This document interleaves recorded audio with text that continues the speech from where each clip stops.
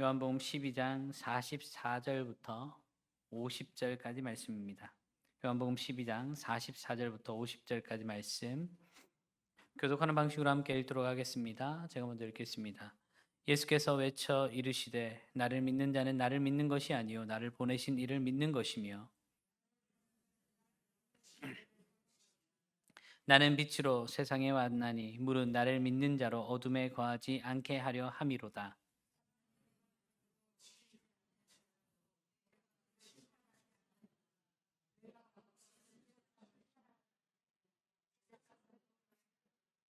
나를 저버리고 내 말을 받지 아니하는 자를 심판할 이가 있으니 곧 내가 한 그 말이 마지막 날에 그를 심판하리라.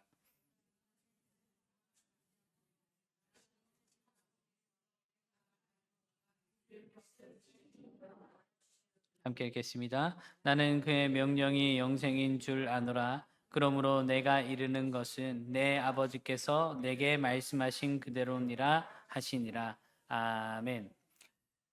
오늘 함께 보신 말씀을 통해서 마지막 외침, 생명을 결정하는 순종이라고 하는 제목을 가지고 함께 말씀을 살펴보려고 합니다. 우리는 살아가면서 항상 두 가지의 소리를 동시에 듣고 살아갑니다. 집에서 텔레비전을 켜두고 누군가의 말을 들으려고 할 때 볼륨을 조금만 높이면 그 사람의 목소리가 점점 작아지다가 결국 TV 소리 때문에 그 목소리가 아예 들리지 않게 됩니다. 그 사람이 말을 멈춘 게 아닙니다. 다른 소리가 너무 커졌기 때문에 안 들리는 것입니다. 우리의 인생도 정확히 이러한 모습과 같습니다. 우리의 마음속에는 언제나 두 목소리가 경쟁을 합니다. 하나는 하나님의 말씀이고 다른 하나는 사람들의 평가와 시선입니다. 문제는 대부분의 사람들이 살아가면서 사람들의 소리, 볼륨을 좀 더 높여간다는 것이 문제입니다. 사람들이 뭐라고 할까? 믿음을 드러내면 손해보는 것 아닐까? 성경대로 살면 바보가 되는 것은 아닐까? 이 물음들이 점점 크게 들리면서 하나님의 말씀은 점점 더 작게 들리게 됩니다. 성경을 읽어도 맞는 말이긴 한데 현실과는 다르지라는 말이 그 자리를 대신하게 됩니다. 결국 우리의 인생은 가장 크게 들리는 소리를 따라가게 되는 것입니다. 오늘 본문은 바로 이 문제를 정면으로 이야기를 하고 있습니다. 오늘 본문 앞에 요한복음 12장 41절에서 43절에 보면 요한은 충격적 사실을 하나 기록하고 있습니다. 관원 중에서도 예수님을 믿는 사람이 많았지만 그들은 믿음을 드러내지 않았다. 이렇게 이야기합니다.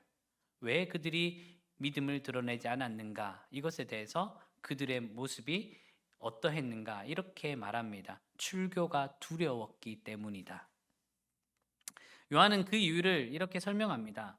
그들은 하나님의 영광보다 사람의 영광을 훨씬 더 사랑했다라고까지 말하고 있습니다. 여러분, 이러한 말은요, 어떤 비겁함에 대한 그런 묘사가 아닙니다. 이 사람들은 예수님이 하나님께로부터 오신 분이라는 사실을 어느 정도 알고 있었습니다. 그런데 이들의 마음속에는 사람의 시선이라고 하는 소리가 하나님의 말씀보다 더욱더 크게 울려 퍼지게 되었던 것입니다. 그렇다 보니까 그들은 결국 하나님을 믿는 믿음에도 예수님을 믿음에도 침묵을 선택하였습니다. 믿음은 있었을지 모르겠지만 순종은 없는 모습이 되어졌습니다. 이게 바로 예수님으로 하여금 마지막 공개적인 외침을 하고자 하는 내용을 예수님께서 외치려고 하는 그 내용을 만들게 된 배경입니다. 요한복음 12장 44절에서 이렇게 말씀하고 있습니다. 예수께서 외쳐 이르되 나를 믿는 자는 나를 믿는 것이 아니요 나를 보내신 이를 믿는 것이다. 여기서 외치다라고 하는 이 단어를 보면 절규하다, 강하게 부르짖다라는 뜻입니다. 예수님 왜 이렇게 외치셨을까요? 요한복음의 구조를 보면 분명히 그 이유가 나오고 있습니다.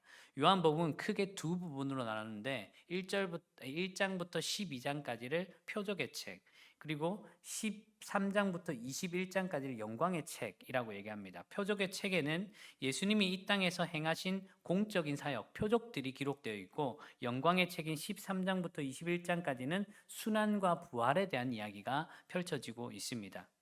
오늘 이 본문은 바로 그 경계선에서 예수님이 공적인 사역을 마지막으로 하는 장면에 위치하고 있습니다. 그러니까 이 외침은 십자가로 가기 직전에 세상 사람들에게 마지막으로 공개적으로 선언하신 내용인 것입니다. 예수님은 요한복음에 보면 물을 포도주로 바꾸는 기적을 행하셨습니다. 병자를 고치셨고 오병이어로 5천 명을 먹이셨습니다. 죽은 나사로까지 살리셨습니다. 그런데 요한복음 12장 37절은 이렇게 이야기하고 있습니다. 이렇게 많은 표적을 행하였으나 그들이 믿지 아니하였다. 이 불신 앞에, 이 불신앙 앞에 예수님은 마지막으로 외치고 있는 것이 바로 오늘 본문입니다. 지금 너희가 나에게 나와야 된다. 45절에서 이렇게 선언하고 있습니다. 나를 보는 자는 나를 보내신 이를 보는 것이니라. 예수님은 단순한 종교 지도자가 아닙니다. 이 땅에 임하신 하나님이십니다.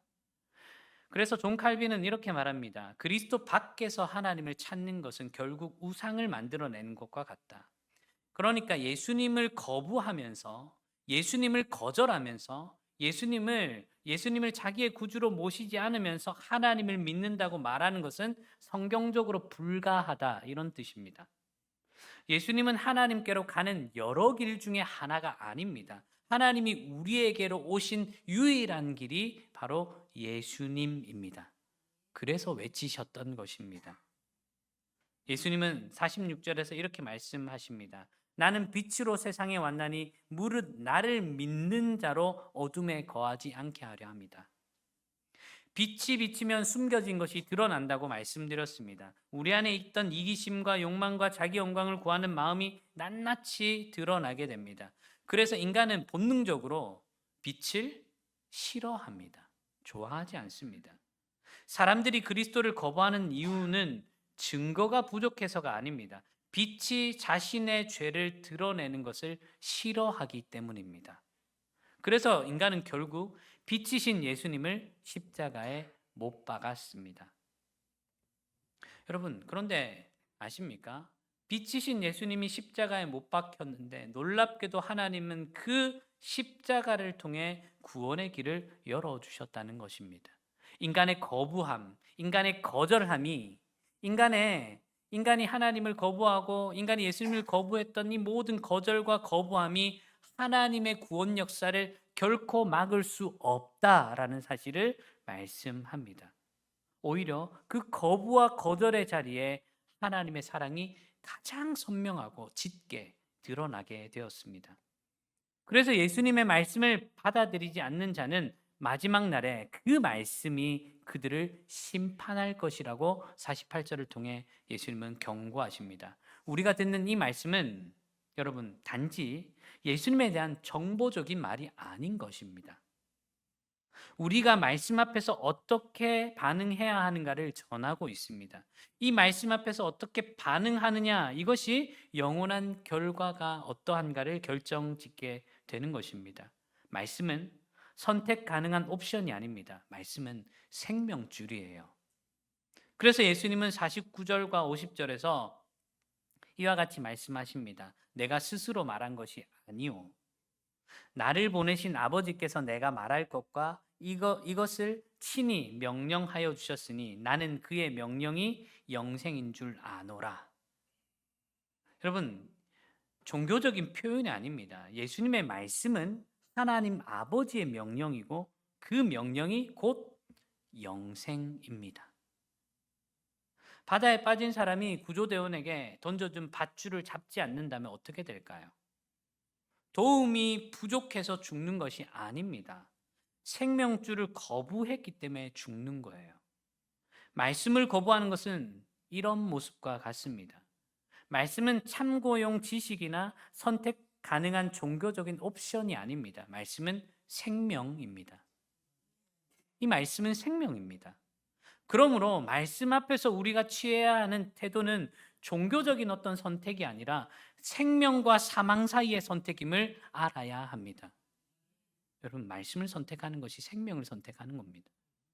그러므로 사랑하는 여러분, 지금 이 순간에도 우리의 마음속에는 두 가지의 소리가 울리고 있습니다. 집중해서 들을 수 있어야 되는 거예요.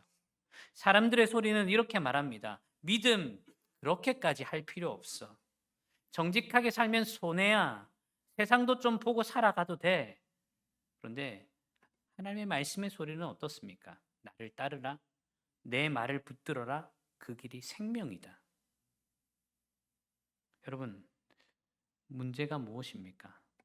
어떤 소리를 여러분 더 키우실 것입니까? 사람의 영광은 잠깐이지만 하나님의 영광은 영원합니다. 오늘 예수님은 2000년 전 그 군중에게만 외치고 있지 않습니다. 이 자리에 앉아서 있는 우리에게 동일하게 외치고 있습니다. 말씀을 따르라. 영생을 따르라. 나를 따르라. 사람의 소리를 따라가는 인생은 결국 사라질 영광을 붙드는 인생이 됩니다. 그러나 하나님의 말씀을 붙드는 인생은 영원한 생명을 붙드는 인생이 됩니다. 오늘 이 자리에서 우리의 인생의 볼륨을 다시 조절하는 은혜가 있기를 주님의 이름 간절히 소망합니다. 사람의 소리를 줄이십시오. 하나님의 말씀을 크게 드십시오. 하나님의 말씀을 더욱더 크게 들어서 그 말씀이 우리 귓가에 들리도록 해 가시기를 주님의 이름 간절히 소망합니다. 그래서 말씀을 들어야 되는 거예요. 말씀을 봐야 되는 겁니다. 말씀을 생각해야 되는 겁니다. 끊임없이 그 말씀 앞에 나아가야 되는 것입니다. 예수님이 외치는 것, 그 절규하는 소리를 우리가 들을 수 있으면 참 좋겠습니다. 그래서 우리가 함께 고백할 수 있으면 좋겠어요. 주님 말씀하시면 내가 따라가겠습니다. 주님이 멈춰 서라고 하시면 멈춰 서겠습니다. 하나님, 하나님, 사람들의 눈치를 보는 인생이 아니라 하나님의 영광을 보는 인생 되게 해 주십시오. 그 말씀을 따라서 하나님의 영광을 바라보고 날마다 그 말씀을 선택하며 그 말씀 앞에 살아갈 수 있는 저와 여러분들 인생 되어지시기를 주님의 이름으로 간절히 소망합니다. 여러분, 말씀을 잘 들어야 돼요. 말씀을 잘 생각해야 됩니다. 제가 어제 있었던 이야기만 하고 말씀을 마치려고 하는데, 어제 제가 길을 가다가 저기 하나님의 교회 친구들을 봤습니다. 남자분 두 분이 저에게 오시더라고요. 오셔서 이야기를 하시더라고요. 그래서 제가 네, 뭡니까? 라고 해서 들었습니다. 그 자리에서 한참을 들어줬습니다. 한참을 들었던 이유는 도대체 뭐라고 얘기를 할까? 이게 첫 번째 궁금함이었어요. 그래서 뭐라고 내게 이야기를 하고 이 구원을 얘기를 할까? 그래서 들었더니 결국에 하나님의 말씀을 가지고 이야기를 하는 거예요. 하나님 말씀을 한 절 한 절을 가지고 딱 연결해 가지고 얘기를 하기 시작하더라고요. 그래서 제가 다 들어줬습니다. 그렇지, 그렇지. 잘 말하네. 잘 이야기하고 있다. 그렇게 하면서 계속 들었어요. 듣다가 결국에 이 사람들은 어디로 그 모든 말씀을 끌고 가냐면 6월절로 끌고 갑니다. 6월절로 끌고 가서 6월절을 지키는 교회만이 구원이 있다. 그리고 그 구원이 있는 교회는 하나님의 교회. 여기서 6월절을 행하는 것이 구원이다. 라고까지 딱 얘기합니다. 그런데 논리적으로 말씀을 딱 끌어 당겨가지고 딱 가거든요. 말씀만 보고 있으면요. 네, 그렇네요. 이렇게 됩니다. 제가 그래서 깜짝 놀랐습니다. 엄청 열정적으로 얘기를 하시더라고요.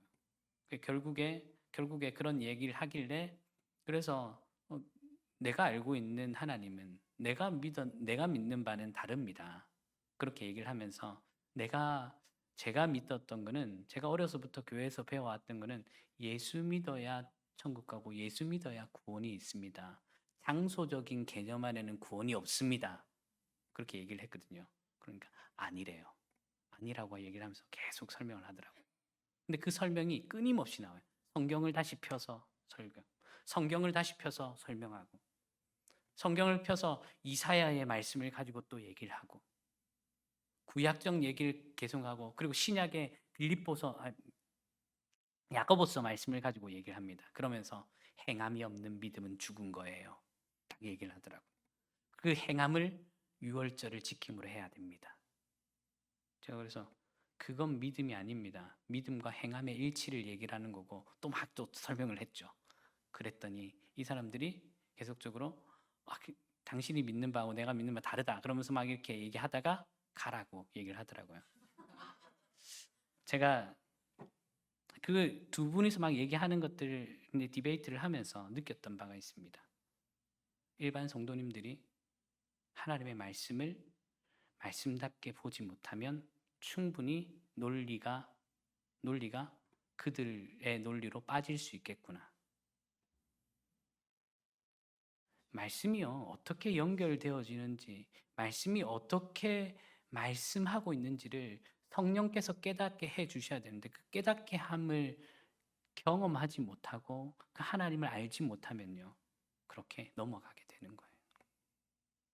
제가 분명히 예수가 어떤 분이다, 예수님을 믿어야 된다라고 얘기를 하는데도 불구하고 결국에는 제가 그래서 딱 헤어지게 된 결정적 동기가 여기는 안상홍 하나님, 장길자 하나님 어머님 이거를 믿지 않느냐라고 얘기했더니 이 하나님 어머님을 어떻게 설명하신 줄 아십니까? 창세기 1장에서 하나님이 자기 형상대로 사람을 창조하셨다. 근데 뭐와 뭐로 창조하셨다? 남자와 여자로 창조하셨다. 자기 형상대로 남자와 여자를 창조하셨대요.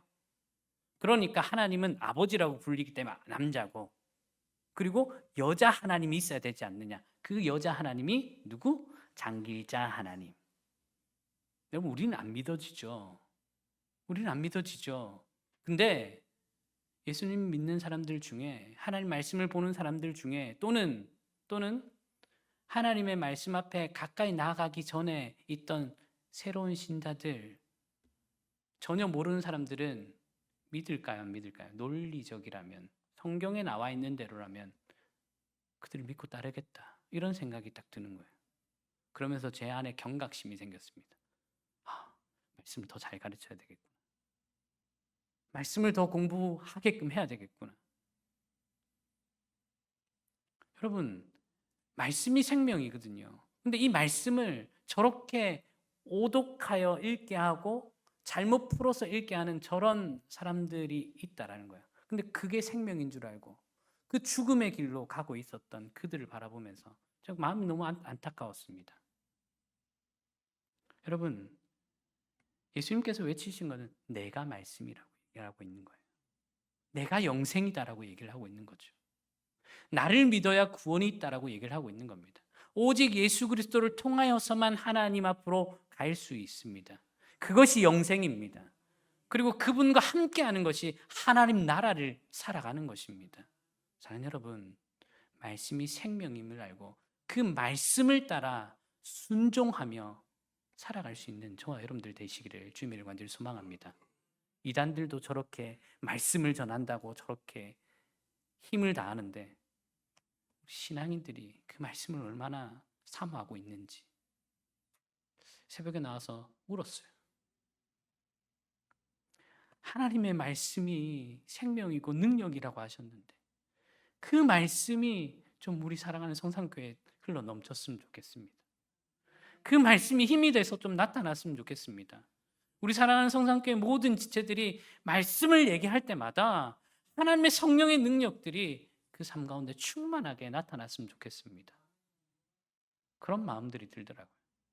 여러분, 저와 여러분들 모두가 주의 말씀을 따라 순종하며 그 말씀이 어떤가를 더 깊이 있게 묵상하고 말씀을 중심으로 살아가는 저와 여러분들 되시기를 주님의 이름으로 간절히 소망합니다.